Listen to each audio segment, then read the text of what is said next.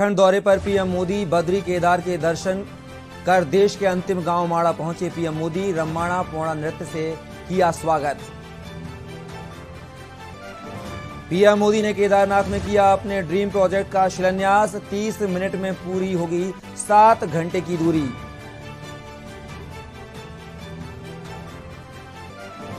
CM Dhami ने दिया लाखों कर्मचारियों को बड़ा तोहफा। दिवाली बोनस को मंजूरी, खाते में आएंगे 7,000, जल्द बढ़ेगा 4% डीए। जलवायु परिवर्तन के खतरों के बीच आपदा से लड़ने की चुनौती बढ़ी। आपदा प्रबंधन कार्यशाला में बोले सीएम धामी।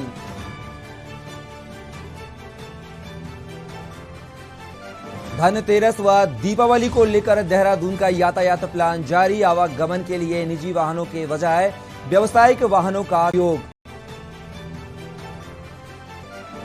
प्रदेश में 12 और लोगों को लगा डेंगू का डंक। देहरादून से आए सबसे अधिक 9 मामले।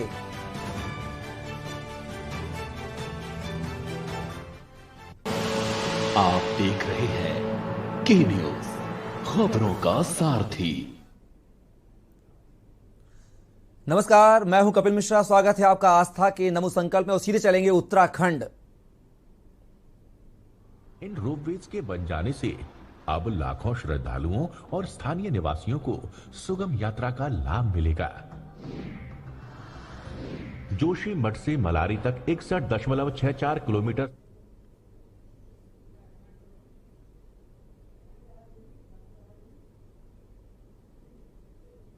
574 करोड़ की लागत द्वारा पास तक 51 किलोमीटर नेशनल हाईवे का 2 लेन चौड़ीकरण कार्य शुरू किया जा रहा है।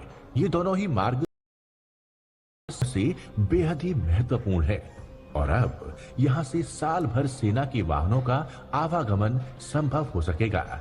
इसके साथ ही इन मार्गों के निर्माण से सीमांत क्षेत्रों के गांवों में बेहतर रोड कनेक्टिविटी के द्वारा आर्थिक गतिविधियों को नई दिशा मिलेगी।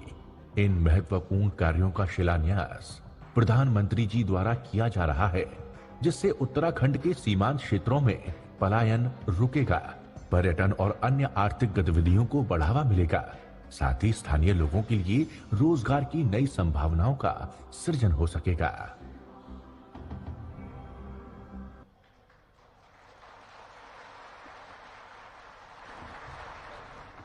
ये भागीरथ परियोजनाएं उत्तराखंड के विकास में निश्चित रूप से मील का पत्थर साबित होंगी। देवी और सज्जनों, वो चिर प्रतीक्षित पल जिसके लिए हम सभी उत्साहित हैं, आह्लादित हैं। साथ ही देश के कोने कोने से डिजिटल माध्यमों से जुड़े लाखों देशवासी माननीय प्रधानमंत्री जी की ओजस्वी वाणी सुनने के लिए प्रतीक्षारत हैं। आपसे करबद्ध आग्रह मान्यवर, कृपया अपने संबोधन से हमारा मार्गदर्शन करें, अपने आशीर्वचनों से हमें अनुग्रहित करें। माननीय प्रधानमंत्री महोदय,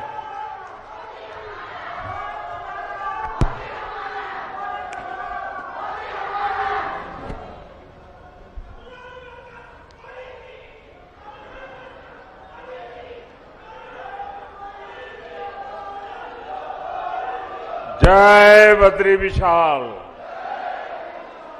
जय बद्री विशाल, जय बद्री विशाल, जय बाबा केदार, जय बाबा केदार, जय बाबा केदार। उत्तराखंड के गवर्नर गुरमीत सिंह जी, यहां के लोकप्रिय मृदुभाषी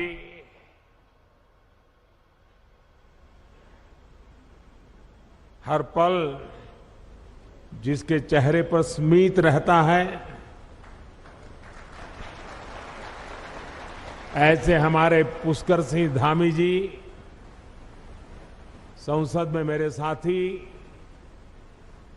श्री तीरथ सिंह रावत जी,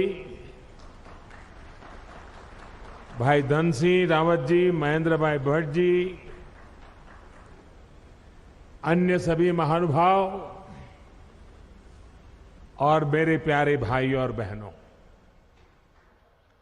आज बाबा केदार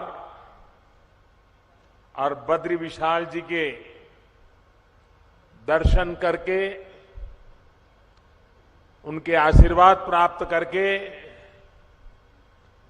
जीवन धन्य हो गया, मन प्रसन्न हो गया और ये पल मेरे लिए चिरंजीव हो गए।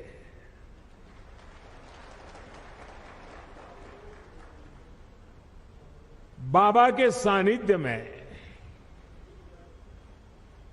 बाबा के आदेश से, बाबा की कृपा से पिछली बार जब आया था तो कुछ शब्द मेरे मुंह से निकले थे। वो शब्द मेरे नहीं थे। कैसे आए, क्यों आए, किसने दिए पता नहीं है, लेकिन यूं ही मुंह से निकल गया था कि ये दशक उत्तराखंड का दशक होगा।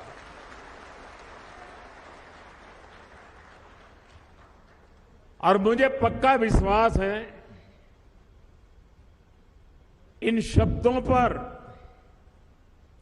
बाबा के, बद्री विशाल के, मां गंगा के निरंतर आशीर्वाद की शक्ति बने रहेगी, ये मेरा अंतर्मन कहता है। ये मेरा सौभाग्य है आज मैं आपके बीच इन नई परियोजनाओं के साथ फिर उसी संकल्प को दोहराने आया हूं। और मेरा सौभाग्य है कि आज मुझे आप सभी के दर्शन करने का मौका मिला है।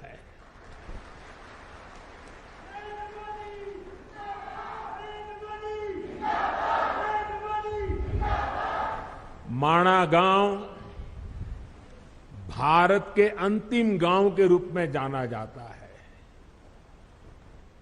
लेकिन जैसे हमारे मुख्यमंत्री जी ने इच्छा प्रकट की, अब तो मेरे लिए भी सीमा पर बसा हर गांव देश का पहला गांव ही है।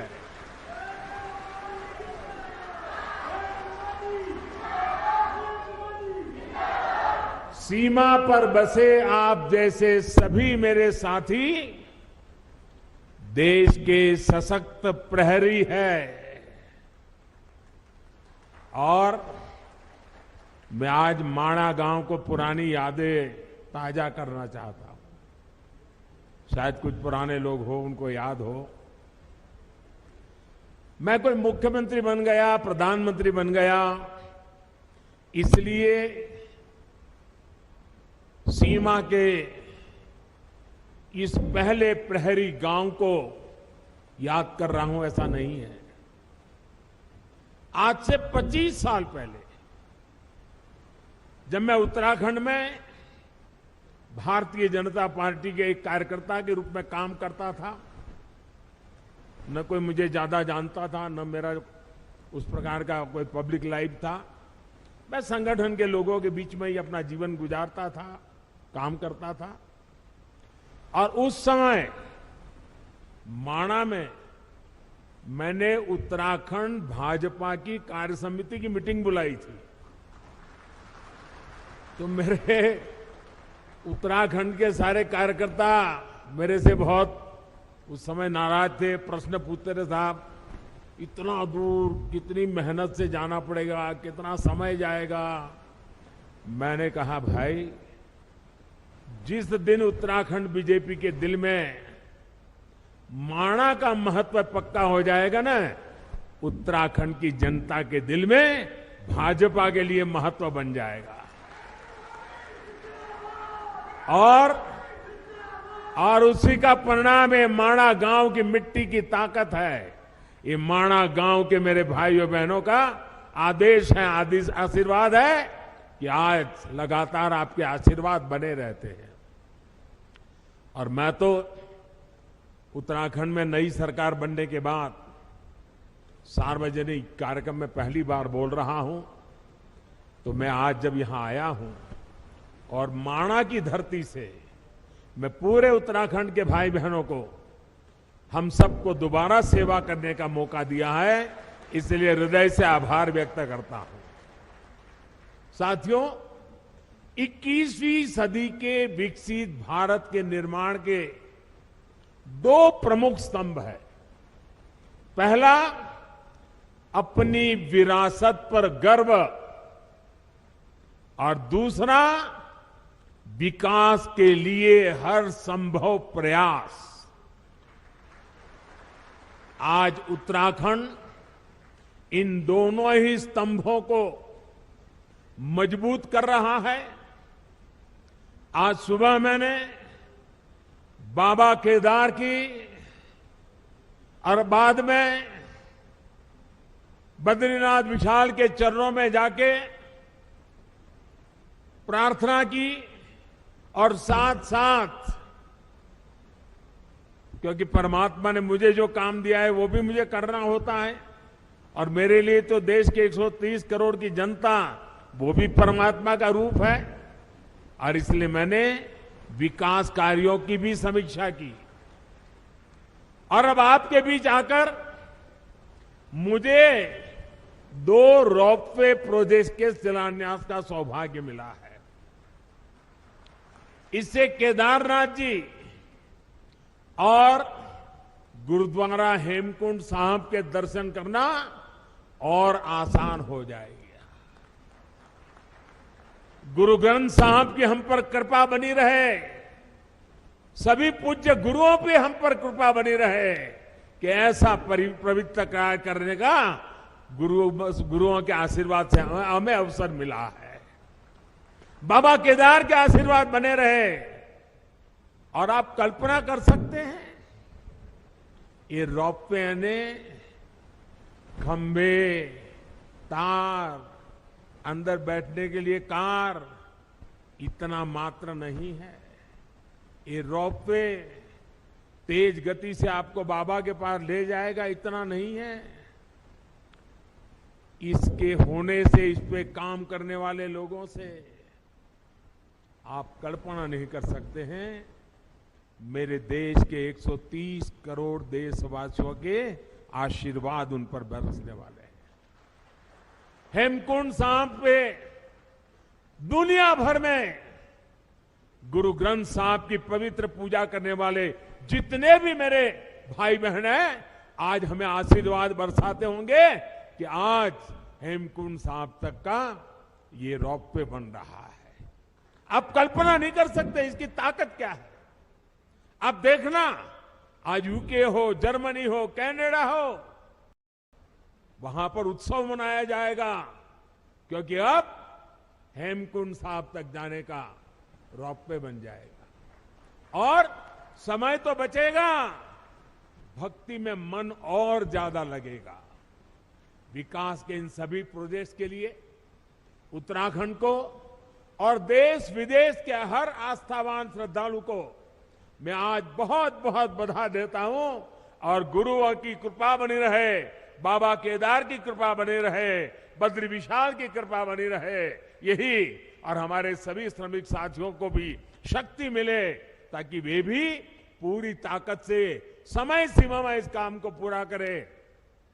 और हम प्रार्थना करें, हर बार प्रार्थना करें, क्योंकि ये बहुत कठिन इलाका है, यहां काम करना कठिन होता है, हवाएं तेज चलती है और इतनी ऊंचाई पे जाके काम करना होता है।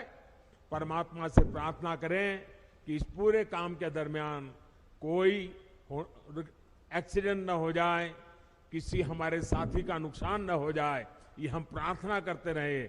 और जिस भी गांव के पास वो काम करते हैं, वो भगवान का काम कर रहे हैं, आप उनको संभालना, उनको मजदूर मत समझना,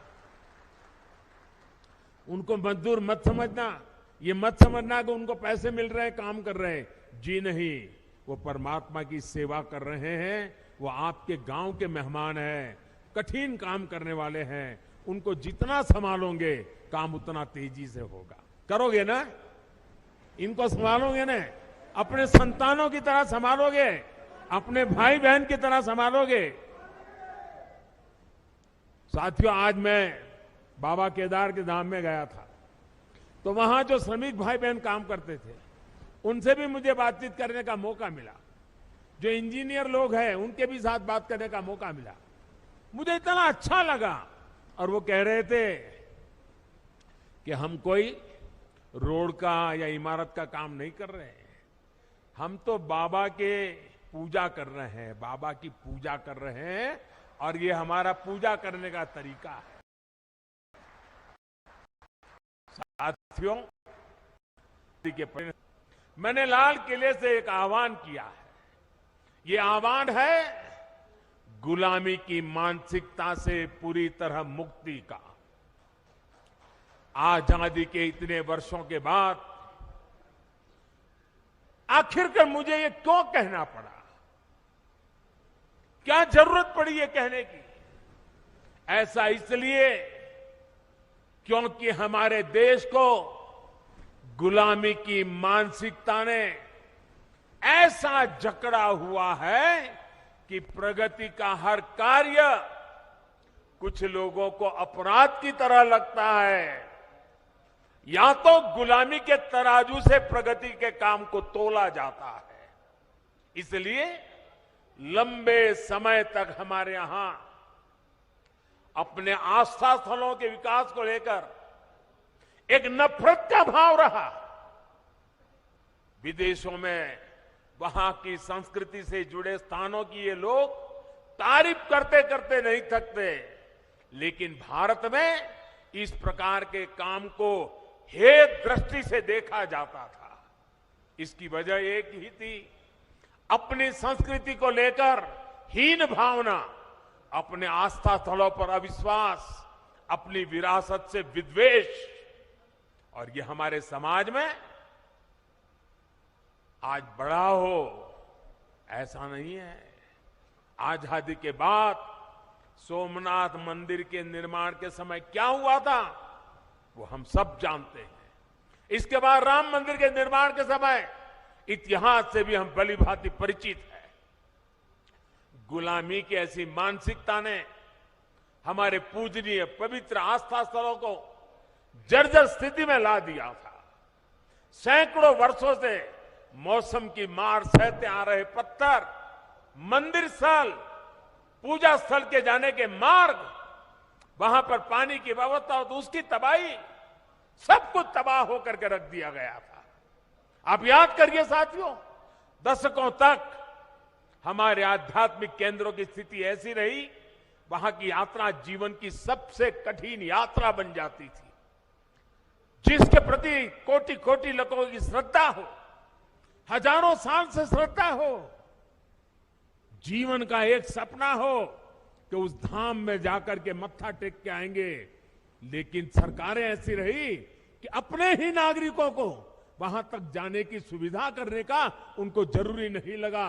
पता नहीं कौन सी गुलामी की मानसिकता ने उनको जकड़ के रखा था।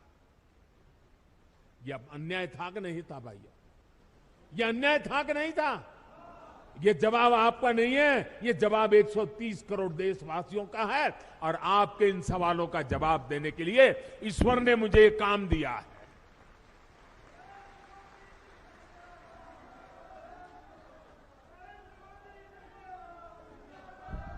भाइयों बहनों, इस उपेक्षा में लाखों करोड़ों जन भावनाओं के अपमान का भाव छिपा था। इसके पीछे पिछली सरकारों का निहित स्वार्थ था। लेकिन भाइयों और बहनों, ये लोग हजारों वर्ष पुरानी हमारी संस्कृति की शक्ति को समझ नहीं पाए। वो ये भूल गए कि आस्था के केंद्र सिर्फ एक ढांचा नहीं, बल्कि हमारे लिए ये प्राण शक्ति है, प्राण वायु की तरह है। वो हमारे लिए ऐसे शक्ति पुंज है जो कठिन से कठिन परिस्थितियों में भी हमें जीवंत बनाए रखते हैं। उनकी गौर उपेक्षा के बावजूद ना तो हमारे आध्यात्मिक केंद्रों का महत्व कम हुआ, ना ही उन्हें लेकर हमारे समर्पण भाव में कोई कमी आई। और आज देखिए, काशी, उज्जैन, अयोध्या, अनगिनत ऐसे श्रद्धा के केंद्र अपने गौरव को पुनः प्राप्त कर रहे हैं। केदारनाथ, बद्रीनाथ, हेमकुंड साहब, वे भी श्रद्धा को संभालते हुए आधुनिकता से उसकी सुविधाओं से जोड़ा जा रहा है। अयोध्या में इतना भव्य राम मंदिर बन रहा है। गुजरात के पावागढ़ में मां कालिका के मंदिर से लेकर देवी विंध्याचल के कॉरिडोर तक भारत अपने सांस्कृतिक उत्थान का आह्वान कर रहा है। आस्था के इन केंद्रों तक पहुंचना अब हर श्रद्धालु के लिए सुगम और सरल हो रहा है। और जो व्यवस्थाएं विकसित हो रही है वो हमारे बड़े बुजुर्गों के लिए तो सुविधा है, लेकिन मुझे विश्वास है मेरे देश की नई पीढ़ी 12, 15, 18, 20, 22 साल के नौजवान बेटे बेटियां, उनके लिए भी ये श्रद्धा का आकर्षण का केंद्र बनेंगे। वो हमारी नीति होनी चाहिए। अब हमारे दिव्यांग साथी भी इन स्थानों पर जाकर दर्शन कर रहे हैं। मुझे याद है मैंने जब गिरनार में रोपवे बनाया, 80-80 साल के माता पिता ऐसे बुजुर्ग लोग वहां आने के बाद मुझे चिट्ठी लिखते थे कि कभी सोचा नहीं था कि गिरनार पर्वत पे जाकर के तीर्थ क्षेत्रों की हम पूजा दर्शन कर पाएंगे। आज वो इतने आशीर्वाद दे रहे। एक रोपवे बनाया। साथियों, इस ताकत को कई लोग पहचान ही नहीं पाते। आज पूरा देश अपने आध्यात्मिक केंद्रों को लेकर गर्व के भाव से भर गया है। उत्तराखंड की ये देवभूमि स्वयं इस परिवर्तन की साक्षी बन रही है। डबल इंजन की सरकार बनने से पहले केदारनाथ में एक सीजन में ज्यादा से ज्यादा 5 लाख श्रद्धालु आया करते थे। अब इस सीजन में ये संख्या मुझे बता रहे हैं 45 लाख। अब देखिए साथियों, आस्था और आध्यात्म के स्थलों के इस पुनर्निर्माण का एक और पक्ष है जिसकी उतनी चर्चा नहीं हो पाती है। ये पक्ष है पहाड़ के लोगों की ईज ऑफ लिविंग का, पहाड़ के युवाओं को रोजगार का। जब पहाड़ पर रेल, रोड और रोप पे पहुंचते हैं तो अपने साथ रोजगार लेकर के आते हैं। जब पहाड़ पर रेल और रोड और रोप पे पहुंचते हैं तो ये पहाड़ का जीवन भी जानदार, शानदार और अधिक आसान बना देते हैं। ये सुविधाएं पहाड़ पर टूरिज्म भी बढ़ाती हैं, ट्रांसपोर्टेशन भी आसान करती है। अब तो हमारी सरकार ड्रोन को भी पहाड़ों पर सामान के ट्रांसपोर्ट का प्रमुख साधन बनाने पर काम कर रही है। क्योंकि आजकल ड्रोन आते हैं 20 किलो, 25 किलो, 50 किलो तक सामान उठा करके तेज गति से दूसरी जगह पे उतार देते हैं। हम उसको लाना चाहते हैं क्योंकि आपके यहां जो फल सब्जी पैदा होती है वो ताजा ताजा बड़े शहरों में पहुंचे ताकि आपको ज्यादा कमाई हो। और मैं आज हिंदुस्तान के सीमा पर देश की रक्षा कर रहे गांववासियों के बीच आया हूं। तब अभी मैं आप जो हमारी माताएं बहनें, सेल्फ हेल्प ग्रुप की बहनें जो उत्पादन पैदा करती है, जो मसाला, वो पहाड़ी नमक, ये सारी चीजें मैं देख रहा था। और पैकेजिंग वगैरह में बस सचमुच में मेरा मन बड़ा प्रसन्न कर गया जी। माताओं बहनों को प्रणाम करता हूं, क्या बढ़िया काम किया आपने। लेकिन मैं यहां से हिंदुस्तान भर से जो प्रवासी आते हैं, जो यात्री आते हैं, जो एडवेंचर के लिए आते हैं, जो श्रद्धा के लिए किसी भी तरीके से क्यों ना आते हो, एक जीवन में व्रत बनाइए कि आप यात्रा में जितना खर्चा करते हैं, ट्रैवलिंग का खर्चा करते होंगे, खाने के पीछे खर्चा करते होंगे, बड़ी होटल में रहने के लिए खर्चा करते होंगे, आप मन में एक व्रत बनाइए। मैं सभी 130 करोड़ देशवासियों को हिंदुस्तान के उस गांव से बता रहा हूं जो चीन के सीमा पर भारत का ये सीमा करने वाले गांव के बीच से बोल रहा हूं। मैं उनकी तरफ से बोल रहा हूं, आप जहां भी जाएं यात्रा करने के लिए, इस कठिन क्षेत्र में आए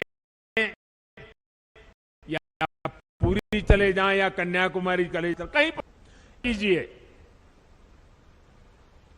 जैसे मैं वोकल फॉर लोकल की बात करता हूं ना, मैं आज एक और संकल्प के लिए प्रार्थना करता हूं, और देशवासियों को प्रार्थना करना है तो मेरा हक बनता है जी। मैं आदेश तो नहीं दे सकता हूं, प्रार्थना तो कर सकता हूं। मैं प्रार्थना करता हूं, आप जितना खर्चा करते हैं तय कीजिए कम से कम 5%, जो टोटल खर्चा आपका यात्रा का होगा उसमें 5%, अगर 100 रुपया खर्चा करते हो तो 5 रुपया उस इलाके में जो कुछ भी स्थानीय उत्पाद है, स्थानीय लोग जो बनाते हैं, आप उसको जरूर खरीदिए। आपके घर में है तो दूसरा लेके जाइए, किसी को भेंट दे दीजिए, लेकिन वहां से जरूर लेके जाइए। आपको मैं विश्वास दिलाता हूं भाइयों बहनों, इन सारे क्षेत्रों में इतनी रोजी रोटी मिल जाएगी। अभी मुझे माताएं बहनें कह रही थी कि इस बार यात्री इतने आए, मैंने कहा कितनी बिक्री हुई, तो जरा पहले तो शर्मा गए बताते बताते।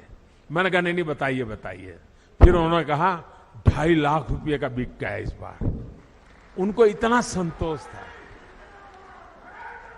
अगर सब यात्री, सभी प्रवासी जहां जाए वहां स्थानीय जो गरीब लोग पैदा करते हैं, वैसी स्थानीय बनी हुई चीज 5% बजट ये जोड़ दीजिए, आप देखिए आपको जीवन में संतोष होगा।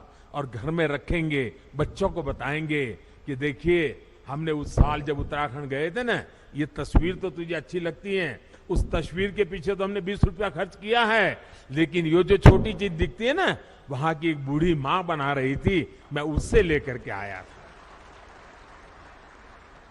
आपको आनंद होगा, आपको संतोष होगा। इसलिए मैं आज यहां से पूरे देश को प्रार्थना कर रहा हूं, मेरे प्यारे भाइयों बहनों, पहाड़ के लोगों की पहली पहचान यही होती है कि वो बहुत मेहनती होते हैं। उन्हें उनकी जुझारू प्रवृत्ति के लिए जाना जाता है। वो प्रकृति के प्रति शिकायत नहीं करते हैं, संकटों के बीच जीना सीख लेते हैं जी। लेकिन साहब, पहले की सरकारों के समय पहाड़ों के लोगों के सामर्थ्य को उनके खिलाफ ही इस्तेमाल किया गया। दशकों तक सरकारें ये सोचकर पहाड़ की उपेक्षा करती रही, वो मेहनतकश लोग हैं, पहाड़ जैसा उनका हौसला है, अरे उनकी तो ताकत इतनी है, उनको तो कुछ जरूरत नहीं, चल जाएगा। ये उनकी ताकत के साथ अन्याय था। उनकी ताकत है इसका मतलब ये तो नहीं है कि उनको ऐसे ही रहने दिया जाए, उनको भी तो सुविधा चाहिए। मुश्किल हालतों में पहाड़ के लोगों को मदद मिलनी चाहिए। जब सुविधाएं पहुंचाने की बात हो, जब सरकारी योजनाओं का लाभ पहुंचाने की बात हो, तो पहाड़ के लोगों का नंबर सबसे बाद में आता था। इस सोच के साथ देश कैसे आगे बढ़ता? पहाड़ के लोगों के साथ हो रहे इस अन्याय को मुझे समाप्त करना ही था। इसलिए पहले जिस इलाकों को देश की सीमाओं का अंत मानकर नजरअंदाज किया जाता था, हमने वहां से समृद्धि का आरंभ मानकर काम शुरू किया है।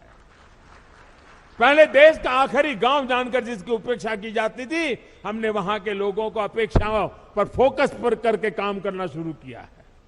पहले देश के विकास में जिनका योगदान को महत्व नहीं दिया गया, हमने उन्हीं को साथ लेकर प्रगति के महान लक्ष्यों की ओर बढ़ने का संकल्प किया है। हमने पहाड़ की उन चुनौतियों का हल निकालने की कोशिश की है, जिसने में वहां के लोगों की बड़ी ऊर्जा व्यर्थ हो जाए, वो हमें मंजूर नहीं है।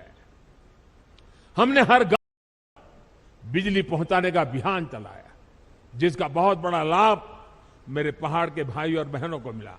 मुझे यहां गांव की सरपंच मां एक बहन से मिलना हुआ। मैं पूछ रहा था शौचालय बन गए? अरे बोले साहब बन गए। मैंने कहा पानी पहुंच रहा है? बोले पाइप लग रही है। इतनी चेहरे पर खुशी थी, अपने गांव में काम होने का आनंद था उनके। सरपंच महिला थी, बड़े गर्व से मुझे बता रही थी। हमने हर घर जल का अभियान चलाया, जिसकी वजह से आज उत्तराखंड के 65% से ज्यादा घरों में पाइप से पानी पहुंच चुका है। हमने हर पंचायत को ऑप्टिकल फाइबर से जोड़ने का अभियान चलाया, जिसकी वजह से उत्तराखंड के कोने कोने में आज डिजिटल कनेक्टिविटी पहुंच रही। मैं आज देख रहा था, इनके वे भी ऑनलाइन पैसे ले रहे थे, डिजिटल फिनटेक। मैं जरा हमारे पार्लियामेंट में कुछ बुद्धिमान लोग बैठते हैं, उनको बताना चाहता हूं कि मणा आई है, मणा। ये मेरे माणा में देखिए 8वीं कक्षा भरी हुई मेरी मां बहने डिजिटल पेमेंट ले रही है। पेटीएम ऐसा लिखा हुआ है, क्यूआर कोड लगाया है अपने माल के सामने। ये ताकत मेरे देश की मुझे माणा गांव के लोगों के पास देख करके और गर्व हो रहा है। हमने गांवों में हेल्थ और वेलनेस सेंटर खोलने का अभियान चलाया, जिसकी वजह से आज गांव के पास चिकित्सा की सुविधा पहुंच रही है। इन अभियानों का बहुत बड़ा लाभ हमारी माताओं, बहनों, बेटियों को हुआ है। एक संवेदनशील सरकार, गरीबों का दुख दर्द समझने वाली सरकार कैसे काम करती है, ये आज देश के हर कोने में लोग अनुभव कर रहे हैं। कोरोना के इस काल में जब वैक्सीन लगवाने की बारी आई, अगर पहले की सरकारें होती तो शायद अभी तक वैक्सीन यहां तक ना आता, लेकिन ये मोदी है।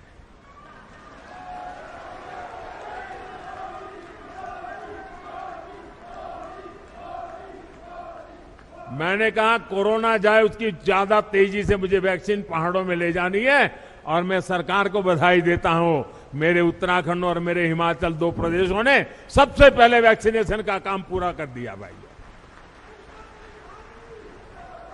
इस वैश्विक महामारी में लोगों को भूखमरी का शिकार ना होना पड़े, बच्चों को कुपोषण का शिकार ना होना पड़े, इसके लिए हमने प्रधानमंत्री गरीब कल्याण अन्न योजना शुरू की। इस योजना की वजह से उत्तराखंड के भी लाखों लोगों को मुफ्त अनाज मिला, और हमने पक्का किया किसी गरीब के घर में भी कोई दिन ऐसा नहीं होना चाहिए जब घर में चूल्हा न जला हो, रोटी न पकी हो, कोई बच्चा भूखा सोया हो। वो दिन मैं देखना नहीं चाहता था, और हम सफलतापूर्वक कर पाए भाइयों बहनों। कुछ समय पहले ही हमारी सरकार ने उस अवधि को और 3 महीना बढ़ा दिया है, ताकि इस त्योहारों के दिनों में हमारे गरीब परिवारों को दिक्कत न हो। डबल इंजन की सरकार के प्रयासों से अब उत्तराखंड में विकास कार्यों में फिर तेजी आ रही है। जो लोग घर से पलायन करके चले गए थे, अब अपने पुराने घरों में लौटने लगे हैं। होम स्टे, गेस्ट हाउस, ढाबों, छोटी छोटी दुकानों में अब रौनक बढ़ने लगी है। इन सुविधाओं से उत्तराखंड में पर्यटन का हो रहा है विस्तार, यहां के विकास को भी गति देने वाला है। मुझे खुशी है कि डबल इंजन की सरकार यहां के युवाओं को होम स्टे की सुविधा बढ़ाने के लिए, युवाओं के स्किल डेवलपमेंट के लिए निरंतर आर्थिक मदद दे रही है। सीमावर्ती क्षेत्रों से युवाओं को एनसीसी से जोड़ने का अभियान भी यहां के युवाओं के उज्जवल भविष्य के लिए तैयार हो रहा है। पूरे देश में सीमावर्ती क्षेत्र में जो अच्छी स्कूल होगी, अब एनसीसी हम वहां चलाएंगे। अहमदाबाद, मुंबई, चेन्नई, वहां एनसीसी 75 साल चली, अब एनसीसी चलेगी इन गांवों में। मेरे गांव के बच्चों को मिलेगा लाभ।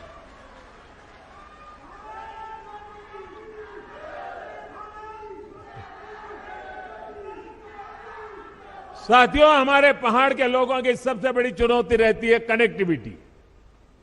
कनेक्टिविटी ना हो तो पहाड़ पर जीवन वाकई पहाड़ जैसा हो जाता है। हमारी डबल इंजन की सरकार इस चुनौती का भी समाधान कर रही है। आज उत्तराखंड को मल्टी मॉडल कनेक्टिविटी प्रदान करने के लिए हर साधन पर काम किया जा रहा है।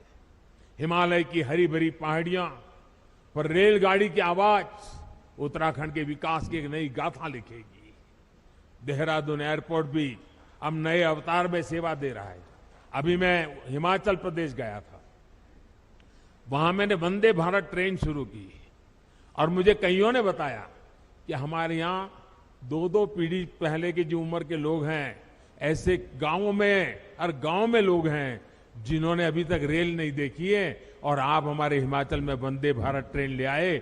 वंदे भारत ट्रेन तो अभी तो एक स्टेशन पहुंची है, लेकिन पूरे हिमाचल और पहाड़ के लोगों के लिए बहुत बड़ा तोहफा है। वो दिन मैं उत्तराखंड में भी देखना चाहता हूं भाई। आज चाहे हिमाचल से उत्तराखंड आना जाना हो या फिर दिल्ली और यूपी से उत्तराखंड आना जाना, 4 लेन हाईवे और एक्सप्रेसवे जल्दी आपका स्वागत करने वाले हैं। 4 धाम ऑल वेदर रोड उत्तराखंड के लोगों के साथ साथ पर्यटकों और श्रद्धालुओं को एक नया एहसास दे रहे हैं। अब हर कोई पर्यटक जो दूसरे राज्यों से उत्तराखंड आ रहा है, वो यहां से यात्रा का अद्भुत अनुभव लेकर जाता है। दिल्ली देहरादून इकोनॉमिक कॉरिडोर से दिल्ली देहरादून की दूरी तो कम होगी, इससे उत्तराखंड के उद्योगों को भी बढ़ावा मिलेगा। भाई और बहनों, आधुनिक कनेक्टिविटी राष्ट्र रक्षा की भी गारंटी होती है। इसलिए बीते 8 सालों से हम इस दिशा में एक के बाद एक कदम उठा रहे हैं। कुछ साल पहले हमने कनेक्टिविटी की 2 बड़ी योजनाएं शुरू की थी, एक भारतमाला, दूसरी सागरमाला। भारतमाला के तहत देश के सीमावर्ती क्षेत्रों को बेहतरीन और चौड़े हाईवे से जोड़ा जा रहा है। सागरमाला से अपने सागर तटों की कनेक्टिविटी को सशक्त किया जा रहा है। बीते 8 वर्षों में जम्मू कश्मीर से लेकर अरुणाचल प्रदेश तक बॉर्डर कनेक्टिविटी का भी अभूतपूर्व विस्तार हमने किया है। 2014 के बाद से बॉर्डर रोड ऑर्गेनाइजेशन ने करीब करीब 7,000 किलोमीटर नई सड़कें का निर्माण किया है, सैकड़ों पुल नए बनाए हैं, बहुत सी महत्वपूर्ण टनल्स को भी पूरा काम किया है। एक समय था जब बॉर्डर किनारे सड़क बनाने के लिए भी दिल्ली से मंजूरी लेनी जरूरत पड़ती थी। हमने न सिर्फ इस बाध्यता को समाप्त किया, बल्कि बॉर्डर किनारे अच्छी सड़कें बनाने पर, तेजी से सड़कें बनाने पर जोर दे दिया। अब पहाड़ी राज्यों की कनेक्टिविटी को और बेहतर बनाने के लिए हमने विशेष तौर पर, जैसे सागरमाला है वैसे भारतमाला है, वैसे अब पर्वतमाला का काम आगे बढ़ने वाला है। इसके तहत उत्तराखंड और हिमाचल में रोपवे का एक बहुत बड़ा नेटवर्क बनना शुरू हो चुका है। हमारे यहां जब हम बॉर्डर की बात सुनते हैं तो यही मन में आता है कि वहां सिर्फ फौजी साथी होंगे, बाकी सब वीरान होगा। लेकिन इस धारणा को भी हमें बदलना है और धरातल भी इसको हमें बदल के रहना है। हमारे बॉर्डर के गांवों में चहल पहल बढ़नी चाहिए, वहां विकास जीवन का उत्सव बनना चाहिए, ये हम प्रयास कर रहे हैं। और हम तो कहते हैं जो कभी गांव छोड़ करके गए हैं उनको अपने गांव वापस लौटने का मन कर जाए, ऐसा मुझे जिंदा गांव खड़े करने हैं। और मैं कह रहा हूं ऐसा नहीं, मैं करके आया हूं।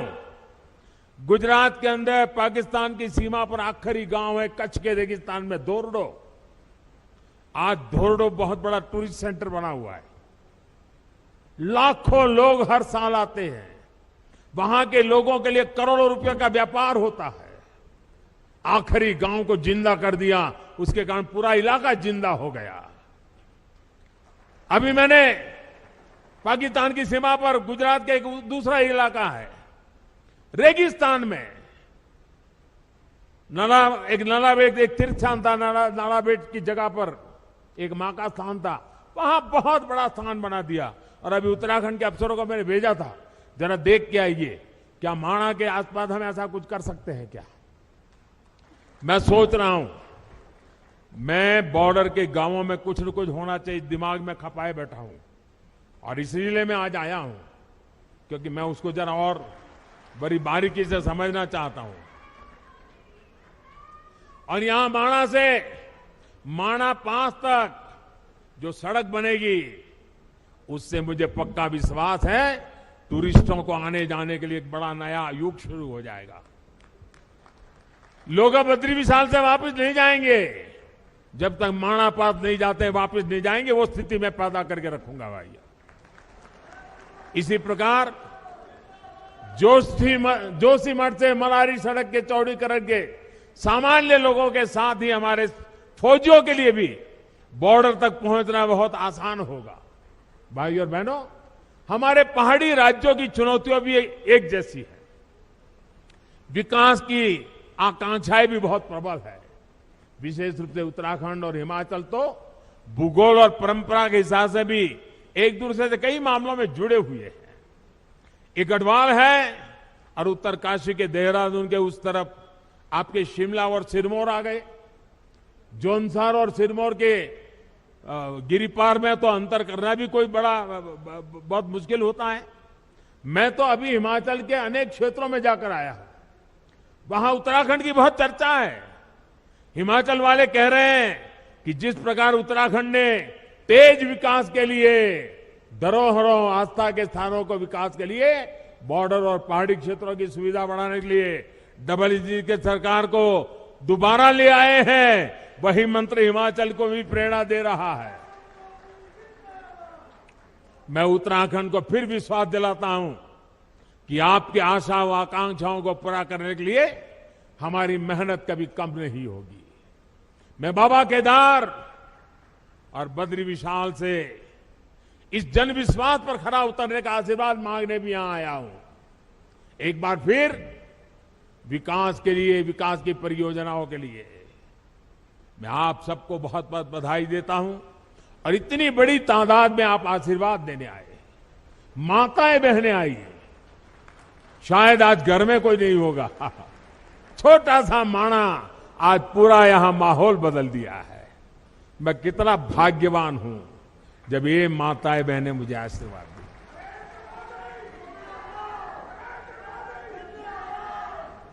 आज सचमुच मेरा जीवन धन्य हो गया है। मैं दीपावली की आप सभी को अग्रिम शुभकामनाएं देता हूं और मैं आपके उत्तम स्वास्थ्य के लिए, आपके बच्चों की उत्तम प्रगति के लिए बद्री विशाल के चरणों में प्रार्थना करते हुए मेरी वाणी को विराम देता हूं। मेरे साथ पूरी ताकत से बोलिए, भारत माता की,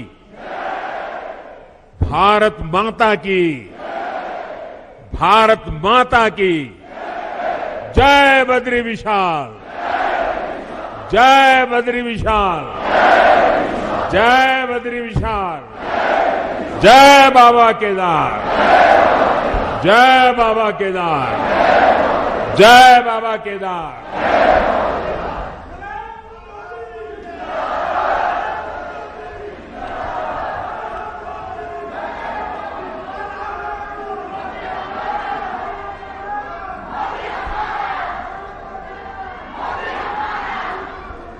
आपके ओजस्वी उद्बोधन के लिए बहुत बहुत आभार मान्यवर।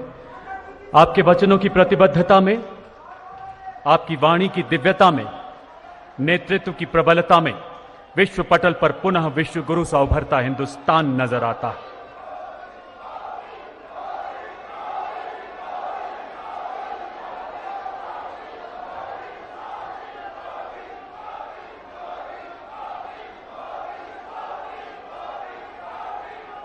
आइए पुनः हाथ ऊपर करके तालियों के जय घोष से धन्यवाद करें हमारे यशस्वी प्रधानमंत्री महोदय का। कोरोना वैक्सीन से तेजस विमान तक, ऑक्सीजन प्लांट से मंगलयान तक, उपलब्धियों के नए कीर्तिमान गढ़ता आत्मनिर्भर भारत पूरी दुनिया का मार्गदर्शन करने के लिए पूरी तरह से तैयार।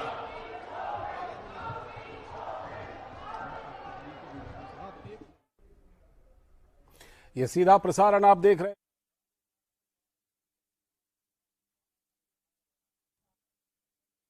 और कई सारे विकास कार्यों का शिलान्यास भी किया।